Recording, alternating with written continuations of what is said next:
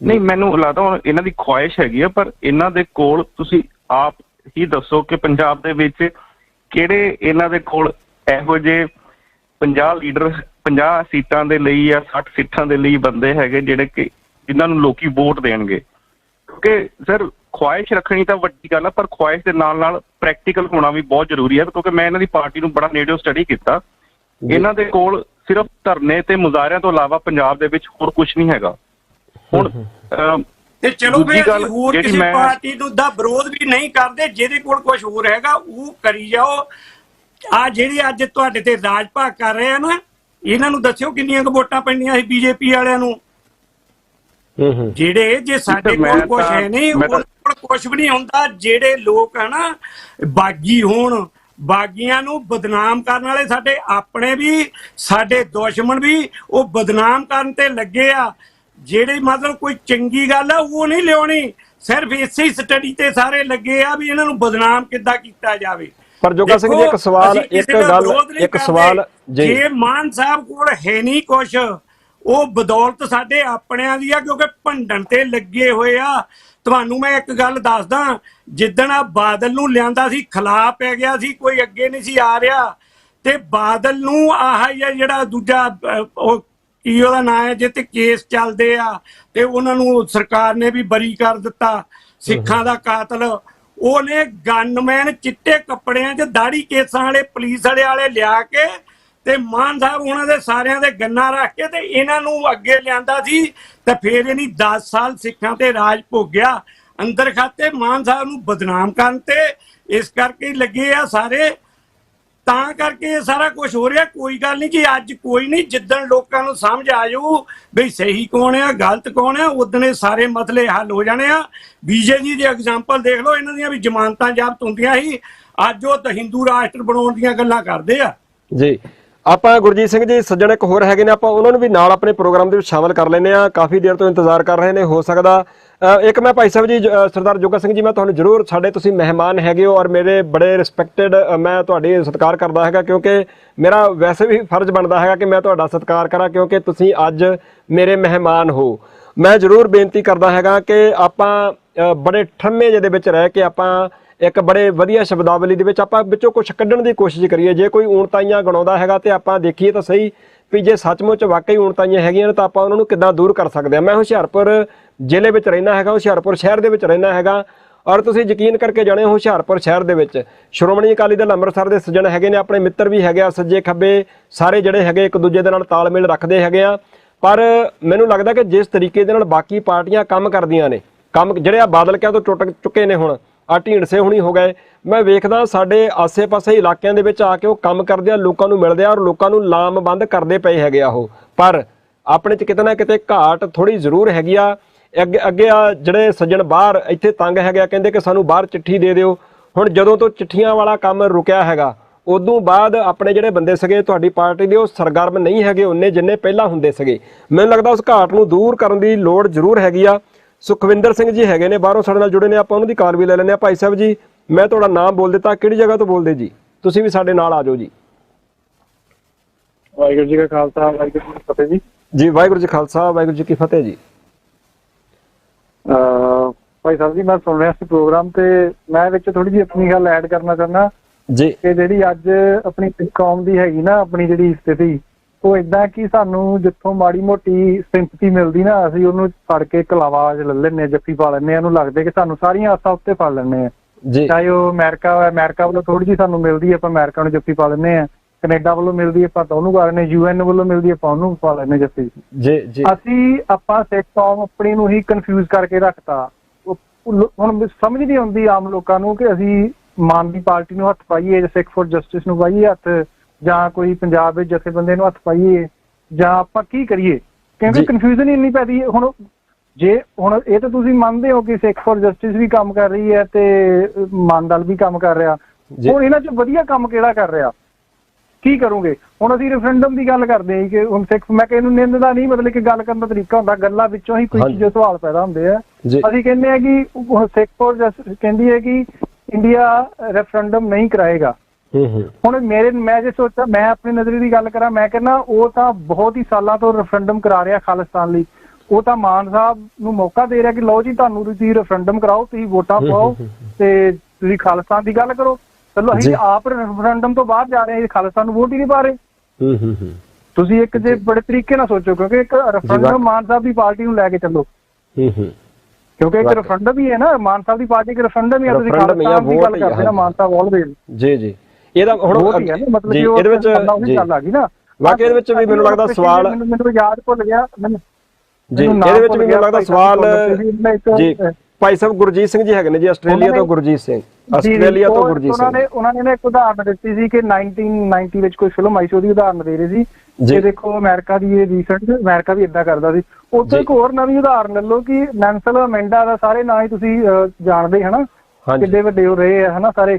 ਤਾਂ 2008 ਤੱਕ ਅਮਰੀਕਾ ਉਹਨੂੰ ਅੱਤਵਾਦੀ ਮੰਨਦੀ ਰਹੀ ਹੈ ਜੀ ਜੀ ਜੀ। ਤੁਸੀਂ ਇਹ ਤੁਸੀਂ ਯਕੀਨ ਕਰੋਗੇ।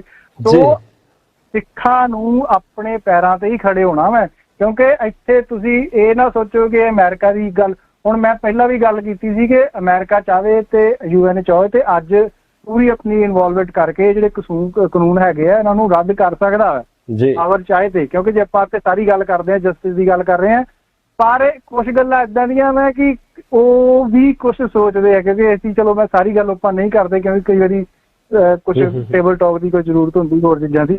ਤੋਂ ਸਾਨੂੰ ਸਮਝਣਾ ਪੈਣਾ ਵਾ ਕਿ ਅਸੀਂ ਬੜੀ ਛੇਤੀ ਕਲਾਵਾ ਭਰ ਲੈਨੇ, ਸਾਨੂੰ ਕੋਈ ਵੀ ਸਹਾਰਾ ਮਿਲਦਾ ਅਸੀਂ ਚੱਕ ਕੇ ਨੂੰ ਜੱਫੀ ਪਾ ਲੈਂਦੇ ਹਾਂ। ਜਿੰਨੀ ਚਿਰ ਅਸੀਂ ਬਾਣੇ ਦੇ ਖਾਲਸਾ ਦੇ ਬੋਲਬਾਲੇ ਦੇ ਉੱਤੇ ਨਹੀਂ ਨਾ ਖੜਦੇ, ਉਨੀ ਚਿਰ ਸਾਨੂੰ ਇਹ ਚੀਜ਼ਾਂ ਦਾ ਝੱਲਣੀਆਂ ਪੈਣੀਆਂ। ਸਾਡੇ ਪੱਲੇ ਕੀ ਬੈਠੇ ਬਾਣੀ ਹੀ ਪੜ੍ਹਦੇ ਨਹੀਂ, ਉਹ ਨਾ ਖਾਲਸਾ ਦੇ ਬੋਲਬਾਲੇ ਸਾਡੇ ਕੋਲ ਹੈ, ਨਾ ਰਹਿਣੀ ਨਾ ਸਹਿਣੀ ਨਾ ਬਹਿਣੀ, ਤੇ ਅਸੀਂ ਕਿਹੜੀ ਚੀਜ਼ ਭਾਲਦੇ ਹਾਂ? ਪੁੱਤ ਕਾਬਿਲ ਹੋਵੇ ਤਾਂ ਪਿਓ ਨੂੰ ਪਿਓ ਦੇ ਨਾਂ ਤੇ ਜਾਇਦਾਦ ਕਰਾਉਂਦਾ ਵਾ, ਤੇ ਉਹ ਨਸ਼ੇੜੀ ਹੋਵੇ ਤੇ ਪੇਪਰ ਵਿੱਚ ਕਢਾ ਦਿੰਦੇ ਵੀ ਮੈਂ ਇਹਨੂੰ ਆਪਣੀ ਜਾਇਦਾਦ ਤੋਂ ਬੇਦਖਲ ਕਰਦਾ। ਵਾਕਈ ਗੁਰੂ ਸਾਹਿਬ ਜੀ ਨੇ ਕਢਾਤਾ ਸੀਗਾ, ਗੁਰੂ ਸਾਹਿਬ ਜੀ ਨੇ ਤਾਂ ਕੱਢਤਾ ਸੀਗਾ, ਗੁਰੂ ਸਾਹਿਬ ਜੀ ਨੇ ਰਾਜਨੀਤੀ ਦੀਆਂ ਜਿੰਨੀ ਮਰਜ਼ੀ ਰਾਜਨੀਤੀ ਦੀਆਂ ਜਾਂ ਹੋਰ ਸਿਆਣੀਆਂ ਗੱਲਾਂ ਕਰ ਲਈਏ, ਭਾਵੇਂ ਮੇਰੀਆਂ ਜਿਹੜੀ ਮੈਂ ਗੱਲ ਕਰਕੇ ਤੇ ਇਹਦਾ ਵੀ ਤੁਸੀਂ ਜਵਾਬ ਦੇ ਦੋਗੇ, ਭਾਈ ਸਾਹਿਬ ਵੀ ਦੇ ਦੇਣਗੇ, ਪਰ ਜਿਹੜੀ ਚੀਜ਼ ਇਹ ਹੈਗੀ ਨਾ ਤੁਸੀਂ ਆਪਣੇ ਮੂਲ ਤੋਂ ਪਰਾਂ ਗਏ ਤਾਂ ਤੁਹਾਡੇ ਪੱਲੇ ਕੁਛ ਨਹੀਂ, ਤੁਹਾਡੇ ਨਾਂ ਤੇ ਜਾਇਦਾਦ ਨਹੀਂ ਲੱਗਣੀ ਹੈ। ਜੀ ਜੀ ਜੀ। ਤੁਹਾਡਾ ਅਜੀਤ ਅਖਬਾਰ ਵਿੱਚ ਨਾ ਜਾਣਾ ਵੀ ਮੈਂ ਫਲਾਨਾ ਸੇ ਇਹਨੂੰ ਜਾਇਦਾਦ ਤੋਂ ਦਖਲ ਕਰਦਾ। ਵਾਕਈ ਮੈਂ ਤਾਂ ਕਹਿੰਦਾ ਗੁਰੂ ਸਾਹਿਬ ਜੀ ਨੇ ਤਾਂ ਉਦੋਂ ਹੀ ਅਖਬਾਰ ਚ ਕਢਾਤਾ ਸੀਗਾ ਕਿ ਜਬ ਲਗ ਖਾਲਸਾ ਰਹੇ ਨਿਆਰਾ ਤਬ ਲਗ ਤੇਜ ਦੇਉ ਮੈਂ ਸਾਰਾ, ਜਬ ਜਾਂ ਗਏ ਵਿਪਰਨ ਕੀ ਰੀਤ ਮੈਂ ਨਾ ਕਰੂੰ ਇਨਕੀ ਪ੍ਰਤੀਤ। ਗੁਰੂ ਸਾਹਿਬ ਜੀ ਤਾਂ ਕਢਾ ਗਏ ਸੀ ਅਖਬਾਰ ਦੇ ਵਿੱਚ, ਦੇ ਗਏ ਸੀਗੇ ਜੀ ਉਹ ਜੀ। ਵਾਕਈ ਅਸੀਂ ਬਾਹਰ ਅਮਰੀਕਾ ਦੇ ਹਵਾਲੇ ਦਿੰਦੇ ਆ, ਆਉਣ ਵਾਲੇ ਸਮੇਂ 'ਚ ਸਾਰਾ ਕੁਝ ਹੀ ਆ ਜਾਊਗਾ ਸਾਹਮਣੇ, ਕੋਈ ਗੱਲ ਨਹੀਂ ਜੀ। ਬਾਕੀ ਆਪ ਜੀ ਪ੍ਰੋਗਰਾਮ ਵਧੀਆ ਚੱਲ ਰਿਹਾ ਜੀ, ਆਪ ਜੀ ਕਰੋ ਗੱਲ ਜੀ। ਧੰਨਵਾਦ ਜੀ। ਵਾਹਿਗੁਰੂ ਜੀ ਕਾ ਖਾਲਸਾ ਵਾਹਿਗੁਰੂ ਜੀ ਕੀ ਫਤਿਹ ਜੀ। ਗੁਰਜੀਤ ਸਿੰਘ ਜੀ ਕੀ ਕਹਿਣਾ ਚਾਹੁੰਦੇ ਹੋ? ਭਾਈ ਸਾਹਿਬ ਨੇ ਆਖਿਆ ਕਿ ਆਪਾਂ ਯਤਨ ਕਰਦੇ ਹੈਗੇ ਆ, ਮਾਨ ਸਾਹਿਬ ਦੀ ਉਹਨਾਂ ਨੇ ਗੱਲ ਵੀ ਕੀਤੀ ਆ, ਮੈਂ ਵੀ ਜ਼ਰੂਰ ਸਾਦੇ ਜਿਹੇ ਤਰੀਕੇ ਨਾਲ ਗੱਲ ਕੀਤੀ ਹੈਗੀ ਆ। ਭਾਈ ਸਾਹਿਬ ਕੱਲ੍ਹ ਵੀ ਸਾਡੇ ਕਰਕੇ ਗਏ ਨੇ ਗੱਲਬਾਤ ਰੈਫਰੈਂਡਮ ਤੇ ਵੋਟ ਖਾਲਿਸਤਾਨ ਦੀ ਗੱਲ ਕਰਦੇ ਆ। ਚਲੋ ਮਾਨ ਸਾਹਿਬ ਦਾ ਵੀ ਇਹੀ ਕਹਿਣਾ ਹੈਗਾ ਕਿ ਖਾਲਿਸਤਾਨ ਦੇ ਨਾਂ ਦੇ ਉੱਪਰ ਅਸੀਂ ਇਲੈਕਸ਼ਨ ਲੜਦੇ ਆ ਤੇ ਤੁਸੀਂ ਖਾਲਿਸਤਾਨ ਦੇ ਨਾਂ ਦੇ ਉੱਪਰ ਸਾਨੂੰ ਵੋਟਾਂ ਤੇ ਪਾਓ, ਅਸੀਂ ਘੱਟੋ ਘੱਟ ਪੰਜਾਬ ਦੇ ਮੁੱਖ ਮੰਤਰੀ ਤਾਂ ਬਣ ਜਾਈਏ, ਪਰ ਲੋਕ ਵੋਟ ਨਹੀਂ ਪਾਉਂਦੇ। ਜੋਗਾ ਸਿੰਘ ਜੀ, ਮੈਂ ਤੁਹਾਡੇ ਵਾਸਤੇ ਵੀ, ਗੁਰਜੀਤ ਸਿੰਘ ਜੀ ਵੀ ਸਾਡੇ ਨਾਲ ਹੀ ਹੈਗੇ ਨੇ ਲਾਈਨ ਤੇ। ਹੁਣ ਸਵਾਲ ਮੇਰੇ ਮਨ 'ਚ ਫਿਰ ਕਈ ਵਾਰ ਇਹ ਪੈਦਾ ਹੁੰਦਾ ਵੀ ਲੋਕ ਵੋਟ ਨਹੀਂ ਪਾਉਂਦੇ ਫਿਰ ਖਾਲਿਸਤਾਨ ਦੇ ਨਾਂ ਤੇ, ਇਹਦਾ ਮਤਲਬ ਕੀ ਕੱਢਿਆ ਜਾਵੇ? ਕਿ ਪੰਜਾਬ ਦੇ ਲੋਕ ਖਾਲਸਾ ਰਾਜ ਨਹੀਂ ਚਾਹੁੰਦੇ, ਇਹ ਮਤਲਬ ਕੱਢ ਲਿਆ ਜਾਵੇ, ਜਾਂ ਫਿਰ ਇਹ ਮਤਲਬ ਕੱਢਿਆ ਜਾਵੇ ਕਿ ਲੋਕ ਚਾਹੁੰਦੇ ਤਾਂ ਹੈਗੇ ਆ ਖਾਲਸਾ ਰਾਜ, ਪਰ ਸਰਦਾਰ ਸਿਮਰਨਜੀਤ ਸਿੰਘ ਮਾਨ ਹੋਰਾਂ ਦੀ ਪਾਰਟੀ ਨੂੰ ਨਹੀਂ ਚਾਹੁੰਦੇ ਹੈਗੇ। ਮਤਲਬ ਦੋਨਾਂ ਚੋਂ ਇੱਕ ਮਤਲਬ ਤਾਂ ਕੱਢਣਾ ਹੀ ਪਊਗਾ ਨਾ ਜੀ ਫਿਰ। ਹਾਂਜੀ ਦੇਖੋ ਭੁਪਿੰਦਰ ਸਿੰਘ ਜੀ, ਮੈਂ ਆਪ ਜੀ ਨੂੰ ਵੀ ਬੇਨਤੀ ਕਰਦੇ, ਤੁਸੀਂ ਵੀ ਕਹਿੰਦੇ ਵੀ ਸਾਡੇ ਮਹਿਮਾਨ ਆ, ਤੁਸੀਂ ਟਰਮੇ ਚ ਰਹੋ, ਕੋਈ ਗੱਲ ਨਹੀਂ, ਠੀਕ ਆ ਜੀ। ਕਿਉਂਕਿ ਜਦੋਂ ਦੁੱਖ ਦੀ ਰਾਗ ਤੇ ਹੱਥ ਰੱਖਿਆ ਜਾਂਦਾ ਫਿਰ ਬੰਦੇ ਨੂੰ ਗੁੱਸਾ ਆਉਂਦਾ। ਗੁੱਸਾ ਉਸ ਬੰਦੇ ਨੂੰ ਆਊਗਾ ਜਿਹੜਾ ਬੰਦਾ ਅੰਦਰੋਂ ਸੱਚਾ ਹੋਊਗਾ, ਉਹਨੇ ਕੋਈ ਗਲਤੀ ਨਾ ਕੀਤੀ ਹੋ। ਜੀ ਜੀ ਰਾਈਟ ਜੀ। ਪਹਿਲੀ ਗੱਲ, ਹੁਣ ਜੇ ਤਾਂ ਆਪਾਂ ਬਹਿਸ ਕਰਨੀ ਸੀਗੀ ਵੀ ਖਾਲਿਸਤਾਨ ਦੀ ਜਾਂ ਮਤਲਬ ਅੰਮ੍ਰਿਤਸਰ ਅਕਾਲੀ ਦਲ ਦੀ ਜੀ, ਫਿਰ ਤੁਸੀਂ ਮੈਨੂੰ ਉਸ ਹਿਸਾਬ ਨਾਲ ਲਾਈਵ ਸ਼ੋਅ ਤੇ ਲੈਂਦੇ, ਮੈਂ ਉਸ ਹਿਸਾਬ ਨਾਲ ਪ੍ਰਪੇਅਰ ਹੋ ਕੇ ਆਉਂਦਾ।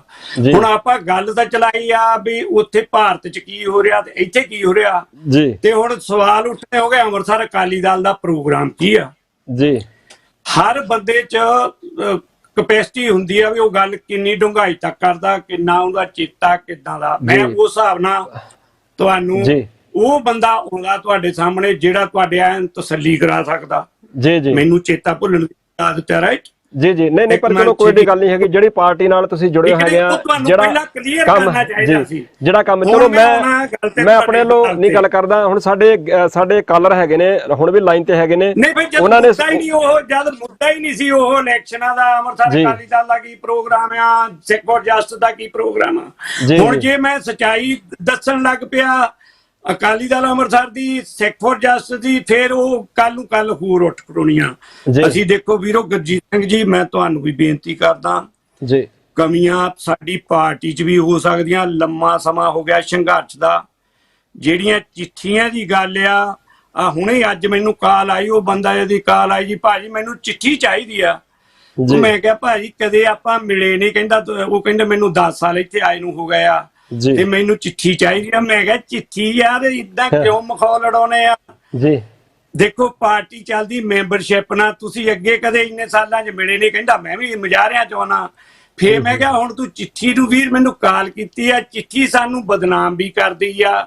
ਜੇ ਚਿੱਠੀ ਅਸੀਂ ਨਹੀਂ ਦਿੰਦੇ ਵੀ ਸਾਡੀ ਪਾਰਟੀ ਨਾਲ ਜਾਂ ਖਾਲਿਸਤਾਨ ਦਾ ਕੋਈ ਕੰਮ ਕਰਦਾ, ਤੇ ਉਹ ਫਿਰ ਕਈ ਵਾਰੀ ਬੰਦੇ ਦੀ ਇਦਾਂ ਦੀ ਆ ਜਾਂਦੀ ਆ ਗੱਲ, ਯਾਰ ਮੇਰੀ ਮਾਂ ਮਤਲਬ ਰੋਂਦੀ ਆ, ਮੈਂ ਇੱਥੇ ਪੱਕਾ ਨਹੀਂ ਹੋ ਰਿਹਾ, ਉਹਦਾ ਕੀ ਬਣੂਗਾ, ਤੁਸੀਂ ਉੱਤੇ ਹੀ ਤਰਸ ਕਰੋ, ਕਿਸ ਤਰ੍ਹਾਂ ਤੁਸੀਂ ਸਾਨੂੰ 2 ਲਾਈਨਾਂ ਲਿਖ ਕੇ ਦੇ ਦਿਓ।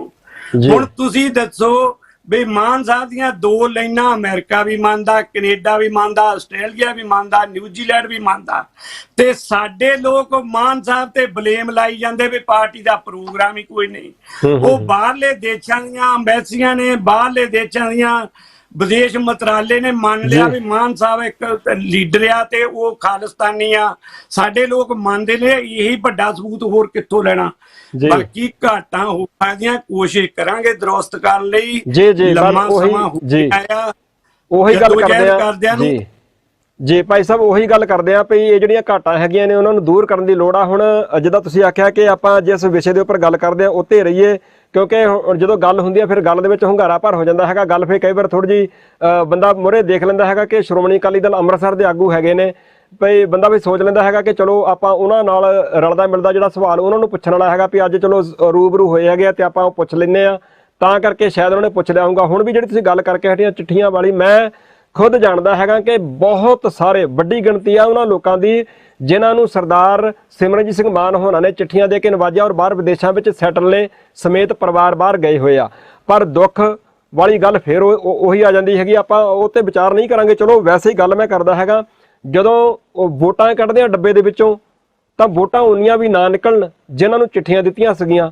ਫਿਰ ਇਹਦਾ ਮਤਲਬ ਇਹ ਵੀ ਕੱਢਿਆ ਜਾਵੇ ਵੀ ਲੋਕ ਇਹ ਸੋਚਦੇ ਆ ਵੀ ਚਲੋ ਆਪਣਾ ਉੱਲੂ ਸਿੱਧਾ ਕਰਵਾਓ ਤੇ ਫਿਰ ਗਾਂ ਦੀ ਗਾਂ ਦੇਖੀ ਜਾਊਗੀ। ਇਹਦਾ ਮਤਲਬ ਫਿਰ ਇਹ ਵੀ ਨਿਕਲਦਾ ਹੈਗਾ ਕਿ ਲੋਕ ਆਪਣਾ ਉੱਲੂ ਸਿੱਧਾ ਕਰਦੇ ਆ ਵੀ ਜੇ ਕੋਈ ਲੀਡਰ ਹੈਗਾ ਉਹਨੂੰ ਵਰਤ ਲਓ ਤੇ ਅੱਗੇ ਨਿਕਲ ਜਾਓ।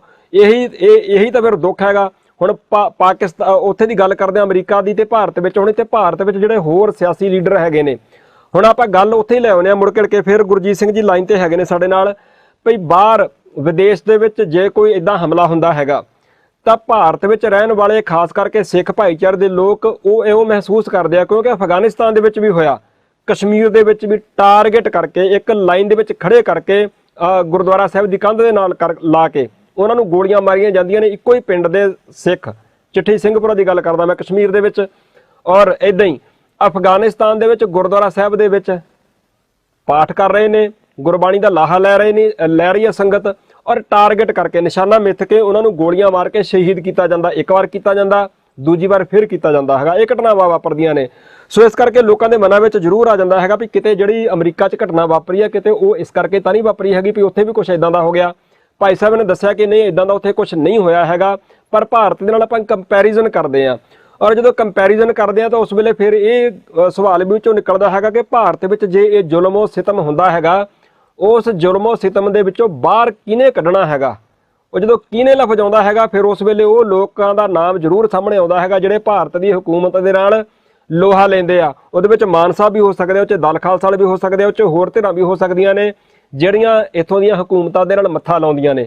ਜਦੋਂ ਉਹਨਾਂ ਦਾ ਜ਼ਿਕਰ ਆਉਂਦਾ ਹੈਗਾ ਫਿਰ ਊਣਤਾਈਆਂ ਦੀ ਗੱਲ ਵੀ ਨਾਲ ਹੀ ਚੱਲ ਪੈਂਦੀ ਹੈ। ਸ਼ਾਇਦ ਜੋਗਾ ਸਿੰਘ ਜੀ ਕਈ ਵਾਰ ਨਾ ਬੰਦੇ ਇਦਾਂ ਹੁੰਦੇ ਆ, ਉਹ ਅਸਲ ਵਿੱਚ ਮਨ ਵਿੱਚ ਤੜਪ ਰੱਖਦੇ ਹੁੰਦੇ ਆ, ਉਹ ਚਾਹੁੰਦੇ ਹੁੰਦੇ ਆ ਕਿ ਠੀਕ ਜਿਹਾ ਹੋ ਜਾਵੇ ਸਾਰਾ ਕੁਝ, ਔਰ ਇਸ ਕਰਕੇ ਉਹ ਠੀਕ ਵਾਲੀ ਗੱਲ ਹੁੰਦੀ ਆ ਮਨ ਦੇ ਵਿੱਚ ਉਹਨਾਂ ਦੇ ਭਾਵਨਾ। ਗੁਰਜੀਤ ਸਿੰਘ ਜੀ ਲਾਈਨ ਤੇ ਹੀ ਹੈਗੇ ਨੇ, ਮੈਂ ਕੋਈ ਉਹਨਾਂ ਦਾ ਸਪੀਕਰ ਨਹੀਂ ਹੈਗਾ ਕਿ ਮੈਂ ਐਵੇਂ ਸਫਾਈਆਂ ਦੇਈ ਜਾਵਾਂ ਵੀ ਗੁਰਜੀਤ ਸਿੰਘ ਦੀ ਮਨਸ਼ਾ ਆ ਹੋਊਗੀ ਜਾਂ ਉਹਨਾਂ ਦੀ ਮਨਸ਼ਾ ਆ ਹੋਊਗੀ, ਉਹਨਾਂ ਦੀ ਮਨ ਦੀ ਉਹ ਜਾਣਨ। ਗੁਰਜੀਤ ਸਿੰਘ ਜੀ ਇੱਕ ਸਲਾਹ ਜ਼ਰੂਰ ਦੇ ਕੇ ਜਾਓ ਤੁਹਾਡੇ ਹਿਸਾਬ ਦੇ ਨਾਲ, ਤੁਸੀਂ ਆਸਟ੍ਰੇਲੀਆ ਦੇ ਵਿੱਚ ਰਹਿੰਦੇ ਹੋ, ਉੱਥੋਂ ਦੇ ਹਾਲਾਤ ਵੀ ਮੈਨੂੰ ਲੱਗਦਾ ਕਾਫੀ ਜ਼ਿਆਦਾ ਵਧੀਆ ਹੈਗੇ। ਸਾਡੇ ਇੱਥੇ ਲੋਕ ਤੇ ਨਾ ਬੈਗ ਵਿੱਚ ਕੱਪੜੇ ਪਾ ਕੇ ਤਿਆਰ ਹੀ ਬੈਠੇ ਆ ਵੀ ਸਾਨੂੰ ਚਾਹੇ ਅਮਰੀਕਾ ਲੈ ਜਾਵੇ ਕੋਈ, ਤੇ ਚਾਹੇ ਸਾਨੂੰ ਕੋਈ ਕੈਨੇਡਾ ਲੈ ਜਾਵੇ, ਚਾਹੇ ਇੰਗਲੈਂਡ ਲੈ ਜਾਵੇ, ਤੇ ਚਾਹੇ ਸਾਨੂੰ ਗੁਰਜੀਤ ਸਿੰਘ ਜੀ ਆਸਟ੍ਰੇਲੀਆ ਸੱਦ ਲੈਣ ਤੇ ਅਸੀਂ ਉੱਥੇ ਹੀ ਚੱਲ ਜਾਈਏ। ਸਲਾਹ ਦੇ ਕੇ ਜਾਓ ਗੁਰਜੀਤ ਸਿੰਘ ਜੀ, ਜਿਹੜੇ ਬੰਦੇ ਆਸਟ੍ਰੇਲੀਆ ਨਹੀਂ ਜਾ ਸਕਦੇ ਤੁਹਾਡੇ ਸੱਦੇ ਦੇ ਉੱਪਰ, ਉਹਨਾਂ ਨੇ ਇੱਥੇ ਭਾਰਤ ਵਿੱਚ ਹੀ ਰਹਿਣਾ ਹੈਗਾ। ਕੰਪੈਰੀਜ਼ਨ ਪਹਿਲਾਂ ਕਰੀ ਹੀ ਹਟੇ ਆ, ਤੁਹਾਡੇ ਹਿਸਾਬ ਦੇ ਨਾਲ ਫਿਰ ਉਹਨਾਂ ਚਿਰ ਇੱਥੋਂ ਦੇ ਲੋਕ ਕੀ ਕਰਨ? ਸਰ ਸਭ ਤੋਂ ਪਹਿਲੀ ਗੱਲ ਤਾਂ ਮੈਂ ਸਿਰਫ ਜਿਹੜਾ ਸਵਾਲ ਜੋਗਾ ਸਿੰਘ ਜੀ ਨੂੰ ਪੁੱਛਿਆ ਸੀਗਾ ਉਹ ਸਿਰਫ ਇਹੀ ਪੁੱਛਿਆ ਸੀਗਾ ਕਿ ਉਹਨਾਂ ਦੀ ਪਾਰਟੀ ਦੀ ਰਣਨੀਤੀ ਕੀ ਹੈ। ਪਰ ਮੈਨੂੰ ਆਈ ਐਮ ਸੌਰੀ ਜੇ ਉਹਨਾਂ ਨੂੰ ਵੀ ਪ੍ਰੋਗਰਾਮ ਦਾ ਜਿਹੜਾ ਤੁਹਾਡਾ ਸਕੋਪ ਸੀਗਾ ਨਾ ਵੀ ਉਹ ਨਹੀਂ ਹੈਗਾ, ਤਾਂ ਮੈਨੂੰ ਪਤਾ ਨਹੀਂ ਸੀਗਾ। ਮੈਂ ਉਹਨਾਂ ਨੂੰ ਐਜ਼ ਉਹਨਾਂ ਦੀ ਪਾਰਟੀ ਦੇ ਮੈਂਬਰ ਰਿਪਰੈਜ਼ੈਂਟੇਟਿਵ ਵੱਲੋਂ ਹੀ ਮੈਂ ਸਵਾਲ ਕੀਤਾ ਸੀਗਾ ਕਿ ਪਾਰਟੀ ਦੀ ਰਣਨੀਤੀ ਕੀ ਹੈ। ਪਰ ਚਲੋ ਉਹ ਹੁਣ ਗੱਲ ਪਿੱਛੇ ਰਹਿ ਗਈ। ਉਹ ਇੱਕ ਸਵਾਲ ਸੀਗਾ, ਮੇਬੀ ਉਹਦੇ ਨਾਲ ਹਰ ਇੱਕ ਬੰਦੇ ਨੂੰ, ਦੇਖੋ ਸਵਾਲ ਜੋ ਆਪਾਂ ਕਰਦੇ ਆ ਨਾ ਤਾਂ ਦਿਮਾਗ ਅਕਸਰ ਸੋਚਣ ਤੇ ਕਈ ਵਾਰੀ ਮਜਬੂਰ ਹੁੰਦਾ ਵੀ ਹਾਂ ਰਣਨੀਤੀ ਆਪਣੀ ਹੋਣੀ ਚਾਹੀਦੀ ਹੈ ਕੋਈ, ਤੇ ਰਣਨੀਤੀ ਜਿਹੜੀ ਇੰਨੇ ਸਾਲਾਂ ਤੋਂ ਆਪਣੀ ਚੱਲ ਰਹੀ ਹੈ, ਜੇ ਉਹ ਕੰਮ ਨਹੀਂ ਕਰ ਰਹੀ ਤਾਂ ਆਪਾਂ ਉਹਨੂੰ ਚੇਂਜ ਕਰੀਏ, ਉਹਨੂੰ ਚੇਂਜ। ਕਿਉਂਕਿ ਅਕਸਰ ਉਹਨੂੰ ਬਦਲਾਅ ਦੇਖੋ ਬਦਲਾਅ ਤਾਂ ਜੇ ਆਪਾਂ ਨਹੀਂ ਲਿਆਵਾਂਗੇ ਤਾਂ ਫਿਰ ਉਹ ਚੀਜ਼ ਖਰਾਬ ਹੋਣੀ ਹੈ ਜੀ। ਪਰ ਹੁਣ ਦੂਜੀ ਗੱਲ ਜਿਹੜੀ ਇਹਨਾਂ ਨੇ ਇਹ ਕਹੀ ਸੀਗੀ ਖਾਲਿਸਤਾਨ ਦੇ ਕੇਸ ਦੇ ਬਾਰੇ, ਹੁਣ ਦੇਖੋ ਇੱਕ ਮੇਰੀ ਆਦਤ ਜ਼ਰੂਰ ਹੈ ਕਿ ਪ੍ਰੋਗਰਾਮ ਦੇ ਉੱਤੇ ਜੇ ਕੋਈ ਚੀਜ਼ ਗਲਤ ਹੋਵੇ, ਜਿਹਦੇ ਤੋਂ ਮੈਂ ਡਿਸਐਗਰੀ ਹੋਵਾਂ ਨਾ, ਤਾਂ ਮੈਂ ਉਹ ਜ਼ਰੂਰ ਕਹਿ ਦਿੰਦਾ ਹੁੰਨਾ ਜੀ। ਜ਼ਰੂਰ ਉਹ ਹੁਣ ਮੈਂ ਕਰੋ ਜੀ, ਕਰੋ ਗੱਲ ਕੀਤੀ ਜੀ ਜੀ। ਹਾਂਜੀ ਜੀ ਜੋਗਾ ਸਿੰਘ ਜੀ, ਮੈਂ ਤੁਹਾਡੇ ਕੋਈ ਡਿਸਰਿਸਪੈਕਟ ਨਹੀਂ, ਆਪਣੇ ਵਿਚਾਰਾਂ ਦਾ ਵਖਰੇਵਾਂ ਜ਼ਰੂਰ ਹੋ ਸਕਦਾ, ਤੇ ਉਹਦੇ ਚ ਮੈਂ ਹਾਂਜੀ ਮੈਂ ਸਿਰਫ ਇੱਕ ਗੱਲ ਕਹਿਣੀ ਚਾਹੂੰਗਾ ਕਿ ਜਿਹੜੀ ਤੁਸੀਂ ਸਿਮਰਨਜੀਤ ਸਿੰਘ ਮਾਨ ਜੀ ਦੀ ਗੱਲ ਕੀਤੀ ਸੀਗੀ ਕੇਸ ਬਾਰੇ ਕਿ ਵੀ ਉਹਨਾਂ ਨੇ ਖਾਲਿਸਤਾਨ ਬੋਲਣ ਦੀ ਆਜ਼ਾਦੀ ਦੀ ਗੱਲ ਸੁਪਰੀਮ ਕੋਰਟ ਤੋਂ, ਤਾਂ ਸਰ ਮੈਂ ਨਾ ਉਹ ਕੇਸ ਚੰਗੀ ਤਰ੍ਹਾਂ ਪੜ੍ਹਿਆ ਹੈਗਾ। 35-007 2007 ਦਾ ਕੇਸ ਹੈਗਾ ਹਾਈ ਕੋਰਟ ਦਾ, Punjab and Haryana high court ਦਾ, ਜਿਹਦੇ ਵਿੱਚ ਸਿਮਰਨਜੀਤ ਸਿੰਘ ਮਾਨ ਜੀ ਨੇ ਦੇ ਉੱਤੇ FIR ਹੋਈ ਸੀਗੀ 185 ਨੰਬਰ ਸ਼ਾਇਦ, ਤੇ ਉਹ FIR ਕੁਐਸ਼ ਕਰਾਉਣ ਦੇ ਲਈ ਉਹਨਾਂ ਨੇ ਹਾਈ ਕੋਰਟ ਦੇ ਵਿੱਚ ਰਿਟ ਪਾਈ ਸੀਗੀ, ਤੇ ਉਹ ਰਿਟ ਜਿਹੜੀ ਸੀਗੀ ਉਹਦੇ ਜੱਜ ਨੇ ਓਰਲ ਰੀਜ਼ਨ ਦਿੱਤੇ ਸੀਗੇ, ਯਾਨੀ ਕਿ ਮੂੰਹ ਜ਼ਬਾਨੀ, ਠੀਕ ਹੈ ਜੀ। ਉਹਦੇ ਵਿੱਚ ਉਹ ਜਿਹੜੀ ਜੱਜਮੈਂਟ ਹੈਗੀ ਹੈ ਨਾ, ਉਹ ਕੋਈ ਰਾਈਟ ਡਿਕਲੇਅਰ ਨਹੀਂ ਕਰਦੀ ਸਾਰੇ ਸਿੱਖਾਂ ਵਾਸਤੇ, ਉਹ ਸਿਰਫ ਜਿਹੜੀ ਜੱਜਮੈਂਟ ਹੈਗੀ ਆ ਉਸ ਕੇਸ ਦੇ ਨਾਲ ਹੀ ਰਿਲੇਟਿਡ ਹੈਗੀ ਆ। ਉਹ ਜਦੋਂ supreme court Punjab and Haryana ਸਰਕਾਰ ਨੇ ਅਪੀਲ ਕੀਤੀ ਸੀਗੀ ਹਾਈ ਕੋਰਟ ਦੀ ਡਿਸੀਜਨ ਦੀ, ਤਾਂ ਉਹਨਾਂ ਨੇ ਉਹ ਅਪੀਲ ਡਿਸਮਿਸ ਕਰਤੀ ਸੀਗੀ, ਯਾਨੀ ਕਿ ਜਿਹੜਾ ਹਾਈ ਕੋਰਟ ਦਾ ਡਿਸੀਜਨ ਸੀਗਾ ਉਹ ਵੈਲਿਡ ਰਿਹਾ ਫਿਰ, ਹਨਾ। ਸੋ ਇਹ ਕਿਤੇ ਨਾ ਪੂਰੀ ਗੱਲ ਭੁਲੇਖਾ ਸਭ ਨੂੰ ਹੈਗਾ, ਪਰ ਮੈਂ ਹੁਣ ਜਿਹੜੀ ਗੱਲ ਤੁਹਾਨੂੰ 35-007 ਰਿਟ ਨੰਬਰ ਤੁਹਾਨੂੰ ਦੱਸ ਰਿਹਾ, ਸੋ ਇਹ ਪੂਰੇ ਤੱਥਾਂ ਦੇ ਆਧਾਰ ਤੇ ਆ ਕਿ ਇਹ ਸਿਰਫ ਇੱਕ ਕੇਸ ਦੇ ਵਿੱਚ ਹੀ ਲਾਗੂ ਹੋ ਸਕਦਾ, ਹੋਰ ਕਿਤੇ ਲਾਗੂ ਨਹੀਂ ਹੋ ਸਕਦਾ। ਕੋਈ ਏਦਾਂ ਨਹੀਂ ਹੈਗਾ ਕਿ ਸਾਰੇ ਸਿੱਖਾਂ ਨੂੰ ਰਾਈਟ ਮਿਲ ਗਿਆ, ਕਿਉਂਕਿ ਜੇ ਸਾਰੇ ਸਿੱਖਾਂ ਨੂੰ ਰਾਈਟ ਮਿਲ ਗਿਆ ਤਾਂ ਸਰ ਫਿਰ ਉਸ ਤੋਂ ਬਾਅਦ ਲੋਕਾਂ ਨੂੰ ਅੰਦਰ ਕਰ ਹੀ ਨਹੀਂ ਸਕਦੀ ਸੀ ਪੰਜਾਬ ਸਰਕਾਰ ਜਾਂ ਪੁਲਿਸ। ਉਹ ਸਿਰਫ ਤਾਂ ਅੰਦਰ ਕਰਦੀ ਆ ਬਈ ਉਹ ਰਾਈਟ ਨਹੀਂ ਹੈਗਾ। ਇਹ ਗਲਤ ਇੱਕ ਕਹਿ ਲਓ ਵੀ ਮਿਸਲੀਡਿੰਗ ਪ੍ਰਚਾਰ ਕੀਤਾ ਜਾ ਰਿਹਾ ਹੈਗਾ, ਚਾਹੇ ਪਾਰਟੀ ਵੱਲੋਂ, ਚਾਹੇ ਜਾਣ ਕੇ, ਚਾਹੇ ਅਣਜਾਣੇ ਚ, ਪਰ ਇਹ ਤੱਥਾਂ ਦੇ ਆਧਾਰ ਤੇ ਨਹੀਂ। ਸੋ ਇਹ ਗੱਲ ਹੈਗੀ ਆ ਇੱਕ ਅਲੱਗ ਮੇਰੀ, ਜਿਹੜੀ ਮੈਂ ਤੁਹਾਨੂੰ ਕਲੀਅਰ ਕਰ ਦਿੱਤੀ। ਚਲੋ ਗੱਲ ਜਿਹੜੀ ਇਹ ਹੈਗੀ ਹੈ ਸਰ ਜੀ, ਚਲੋ ਜੇ ਜਵਾਬ ਦੇਣਾ ਚਾਹੋ ਤੇ ਜੀ ਜੋਗਾ ਸਿੰਘ ਜੀ, ਜੇ ਜਵਾਬ ਦੇਣਾ ਚਾਹੋ ਤਾਂ ਕੋਈ ਨਹੀਂ ਜੀ। ਦੇਖੋ ਆ ਬਹੁਤ ਦੇਰ ਦੀ ਗੱਲ ਨਹੀਂ ਜੀ, ਜਿੱਦਣ ਇੱਥੇ ਜਿਹੜਾ ਬਾਰਡਰ ਤੇ ਮੋਰਚਾ ਲੱਗਾ ਸੀ ਦਿੱਲੀ ਪ੍ਰਵੇਸ਼ ਕਰਨ ਤੋਂ ਪਹਿਲਾਂ ਜੀ, ਉੱਥੋਂ ਇੱਕ ਮੁੰਡਾ ਨਾਅਰੇ ਲਾਉਣ ਦੇ ਚੱਕ ਕੇ ਛੱਡ ਕੇ ਆਏ ਸੀਗੇ ਥਾਣੇ 'ਚ ਹਰਿਆਣੇ 'ਚ ਜੀ, ਰਾਈਟ, ਤੁਹਾਨੂੰ ਯਾਦ ਹੋਵੇਗਾ। ਤੇ ਉਸੇ ਵੇਲੇ ਜਸਕਰਨ ਸਿੰਘ ਉੱਥੇ ਹੈ ਨਹੀਂ ਸੀਗਾ ਜਿਹਨੇ ਉੱਥੇ ਨਾਲ ਮੋਰਚਾ ਲਾਇਆ ਹੋਇਆ ਸੀ, ਤੇ ਦੂਸਰੇ ਜਿਹੜੇ ਸਿੰਘ ਸੀਗੇ ਉਹ ਜਸਕਰਨ ਨੂੰ ਫੋਨ ਕੀਤਾ ਵੀ ਆਹ ਗੱਲ ਹੋ ਗਈ ਆ, ਮੁੰਡੇ ਨੇ ਇੱਥੇ ਨਾਅਰੇ ਲਾਏ ਆ ਖਾਲਿਸਤਾਨ ਦੇ, ਤੇ ਇਹ ਜਿਹੜਾ ਆਪਣੇ ਦੀਪ ਸਿੰਘ ਸਿੱਧੂ ਵਾਲੇ ਮੋਰਚੇ ਤੋਂ ਉੱਥੋਂ ਸਟੇਜ ਤੋਂ ਉਹਨਾਂ ਨੂੰ ਫੜਾ ਕੇ ਆਏ ਆ ਸਿੰਘ ਥਾਣੇ ਜਾ ਕੇ, ਤੇ ਉੱਤੇ ਕਹਿੰਦੇ ਪਰਚਾ ਦਰਜ ਕਰੋ। ਉਹ ਉਦੋਂ ਹੀ ਉਹ ਜੱਜਮੈਂਟ ਲੈ ਕੇ ਗਏ ਆ, ਮੈਨੂੰ ਨਹੀਂ ਪਤਾ ਉਹ ਸੱਚੀ, ਮੈਨੂੰ ਨਹੀਂ ਪਤਾ ਝੂਠੀ। ਉਹ ਜੱਜਮੈਂਟ ਲੈ ਕੇ ਗਏ ਆ। ਜਦੋਂ ਥਾਣੇ ਦੇ ਇੰਚਾਰਜ ਨੇ ਉਹ ਜੱਜਮੈਂਟ ਦੇਖ ਕੇ ਸੀਨੀਅਰ ਨੂੰ ਕਾਲ ਕੀਤੀ ਆ, ਉਹਨਾਂ ਨੇ ਉਹਨੂੰ ਉੱਥੋਂ ਉੱਦਾਂ ਹੀ ਭੇਜਤਾ, ਕੋਈ ਕੇਸ ਨਹੀਂ ਪਾਇਆ। ਉਹ ਕਹਿੰਦੇ ਵੀ ਆਹ ਜੱਜਮੈਂਟ ਮਿਲੀ ਹੋਈ ਆ, ਅਸੀਂ ਤੁਹਾਡੇ ਤੇ ਕੇਸ ਕਰਾਂਗੇ। ਹੁਣ ਚਲੋ ਗੁਰਜੀਤ ਸਿੰਘ ਹੁਣੀ ਪੜ੍ਹੇ ਲਿਖੇ ਆ, ਇਹਨਾਂ ਨੇ ਉਹ ਨੰਬਰ ਵੀ ਦਿੱਤਾ, ਉਹ ਮੈਨੂੰ ਵੀ ਭੇਜ ਦਿਓ, ਮੈਂ ਆਪਣੇ ਤੌਰ ਤੇ ਵੀ ਆਪਣੇ ਸੀਨੀਅਰ ਲੀਡਰਾਂ ਨਾਲ ਗੱਲ ਕਰਕੇ ਉਹਦਾ ਪੂਰਾ ਪਤਾ ਕਰਾਂਗਾ। ਰਾਈਟ ਤੇ ਲੇਕਿਨ ਉੱਥੇ ਛੱਡਿਆ ਹੋਰ ਵੀ ਬਹੁਤ ਸਾਰੇ ਨੌਜਵਾਨ ਉਸ ਜੱਜਮੈਂਟ ਨੂੰ ਲੈ ਕੇ ਉਹ ਛੱਡੇ ਆ। ਬਾਕੀ ਉਹ ਸੱਚ ਝੂਠ ਦਾ ਨਜ਼ਾਰਾ ਤੁਹਾਡੇ ਸਾਹਮਣੇ ਆ ਵੀ ਉਹ ਹੁਣ ਪੁਲਿਸ ਨੇ ਜਿਹੜਾ ਇੰਸਪੈਕਟਰ ਨੇ ਦੇਖ ਕੇ ਉਹਨੂੰ ਛੱਡਿਆ, ਮੁੰਡੇ ਨੂੰ ਤਾਂ ਕੁਝ ਦੇਖ ਕੇ ਹੀ ਛੱਡਿਆ ਹੋਊ। ਜੇ ਫੇਕ ਹੋਊਗੀ ਜਾਂ ਕੰਨੇ ਮਾਨ ਸਾਹਿਬ ਬਾਰੇ ਉਹ ਫੇਕ ਕਿਉਂ ਛੱਡਤਾ ਉਹਨੂੰ। ਜੀ ਜ਼ਰੂਰ ਗੁਰਜੀਤ ਸਿੰਘ ਜੀ, ਜ਼ਰੂਰ ਤੁਸੀਂ ਭਾਈ ਸਾਹਿਬ ਦੇ ਨਾਲ ਰਾਬਤਾ ਕਾਇਮ ਕਰ ਸਕਦੇ ਹੋ ਔਰ ਉਹਨਾਂ ਨੂੰ ਜ਼ਰੂਰ ਤੁਸੀਂ ਉਹ ਭੇਜਿਓ, ਡਿਸਕਸ਼ਨ ਕਰ ਲਿਓ। ਜੀ ਜ਼ਰੂਰ ਕਰ। ਹਾਂਜੀ, ਉਹ ਮੈਂ ਤੁਹਾਨੂੰ ਦੱਸ ਦਿੰਦਾ ਕਿ ਜਿਹੜਾ ਉਹ 35 ਜਿਹੜੀ ਰੇਟ ਨੰਬਰ ਹੈਗਾ ਉਹ ਇਹਨਾਂ ਦੀ ਵੈਬਸਾਈਟ ਤੇ ਪਾਇਆ ਹੋਇਆ ਇਹਨਾਂ ਨੇ। ਮੈਂ ਨਹੀਂ, ਮੇਰੇ ਉੱਥੇ ਹੀ ਮੈਂ ਪੜ੍ਹਿਆ ਸਾਰਾ ਕੁਝ। ਇਹਨਾਂ ਦੀ ਜਿਹੜੀ ਅਕਾਲੀ ਦਲ ਮਾਨ ਦੀ ਵੈਬਸਾਈਟ ਹੈ ਨਾ, ਉਹਦੇ ਤੇ ਹੀ ਪਾਇਆ ਹੋਇਆ।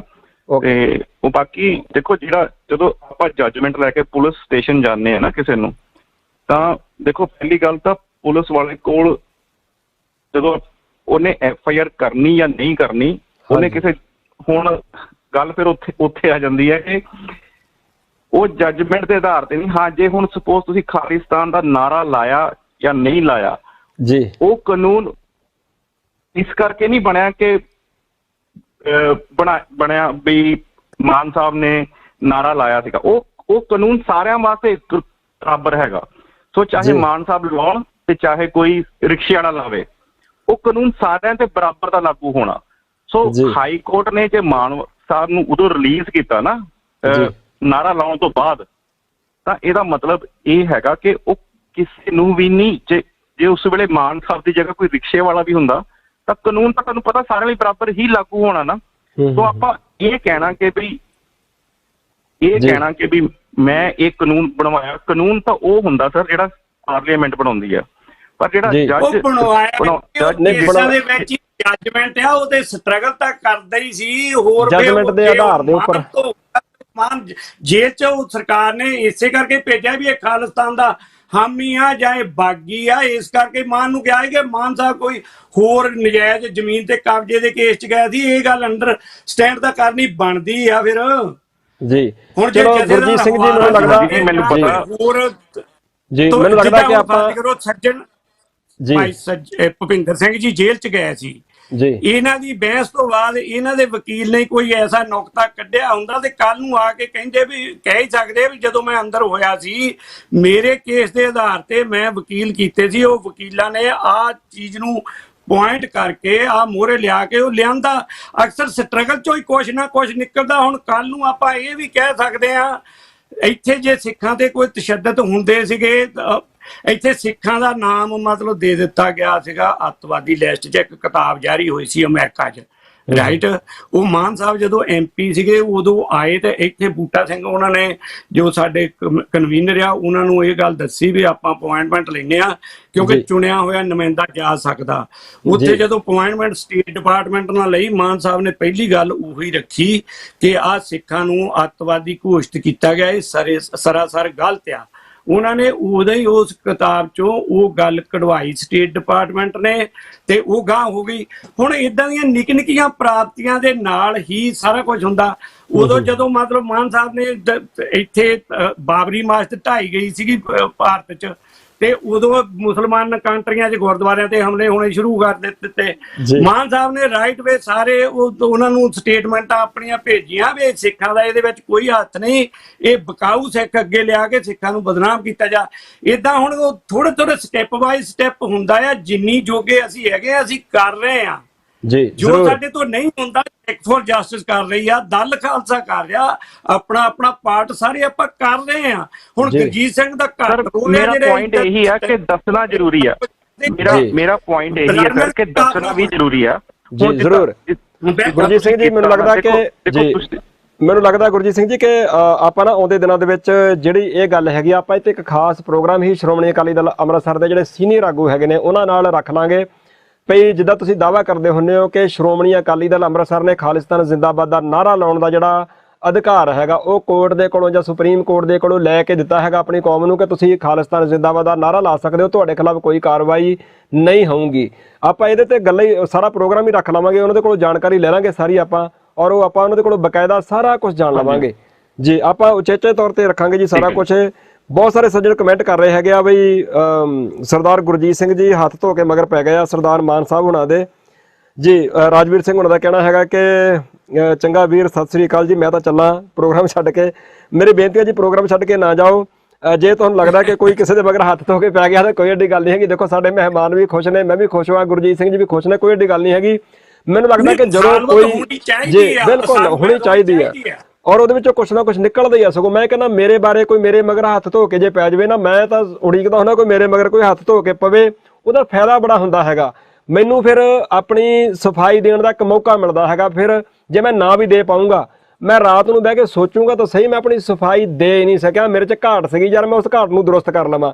ਸੋ ਕਿਸੇ ਦੇ ਮਗਰ ਹੱਥ ਧੋ ਕੇ ਪੈਣਾ ਬਹੁਤ ਚੰਗਾ ਹੁੰਦਾ। ਸਾਨੂੰ ਗੁਰੂ ਸਾਹਿਬ ਜੀ ਬਾਣੀ ਵੀ ਕਹਿੰਦੀ ਹੈਗੀ ਆ, ਸਾਨੂੰ ਭਗਤ ਕਬੀਰ ਜੀ ਵੀ ਕਹਿੰਦੇ ਹੈਗੇ ਕਿ ਨਿੰਦੋ ਨਿੰਦੋ ਲੋਗੋ ਮੋਕੋ ਨਿੰਦੋ, ਹਨਾ ਜੀ, ਨਿੰਦਾ ਜਨ ਕੋ ਖਰੀ ਪਿਆਰੀ, ਕਿਉਂਕਿ ਉਹਦੇ ਵਿੱਚੋਂ ਹੀ ਕੁਝ ਨਿਕਲਦਾ ਹੁੰਦਾ ਹੈਗਾ। ਮੈਂ ਤਾਂ ਇਹ ਸਮਝਦਾ ਹੈਗਾ ਕਿ ਕੱਲ ਨੂੰ ਜਦੋਂ ਕਦੀ ਖਾਲਸਾ ਰਾਜ ਸਥਾਪਿਤ ਹੋਵੇ ਤਾਂ ਖਾਲਸਾ ਰਾਜ ਦੇ ਵਿੱਚ ਉਚੇਚੇ ਤੌਰ ਤੇ ਤਨਖਾਹ ਦੇ ਕੇ ਬੰਦੇ ਰੱਖੇ ਜਾਣ, ਜਿਹੜੇ ਸਮੇਂ ਦੀਆਂ ਹਕੂਮਤਾਂ ਦੀ ਨੁਕਤਾਚੀਨੀ ਕਰਿਆ ਕਰਨ, ਰੋਜ਼ ਕਰਿਆ ਕਰਨ। ਉਹਨਾਂ ਦਾ ਕੰਮ ਹੀ ਹੋਵੇ ਕਿ ਤੁਸੀਂ ਸਾਡੀਆਂ ਘਾਟਾਂ ਗਿਣਾਉਣੀਆਂ ਹੈਗੀਆਂ ਨੇ। ਸੋ ਘਾਟਾਂ ਗਿਣਾਉਣ ਵਾਲਾ ਜਿਹੜਾ ਬੰਦਾ ਹੈਗਾ ਕਈ ਵਾਰ ਉਹ ਆਪਣਾ ਹਮਦਰਦ ਹੀ ਹੁੰਦਾ ਹੈਗਾ। ਮੈਂ ਸਮਝਦਾ ਕਿ ਉਹਨੂੰ ਆਪਣੇ ਹਮਦਰਦ ਵਜੋਂ ਹੀ ਲੈਣਾ ਚਾਹੀਦਾ, ਭਾਵੇਂ ਅੰਦਰੋਂ ਤੁਹਾਡਾ ਦੁਸ਼ਮਣ ਹੀ ਉਹ ਕਿਉਂ ਨਾ ਹੋਵੇ।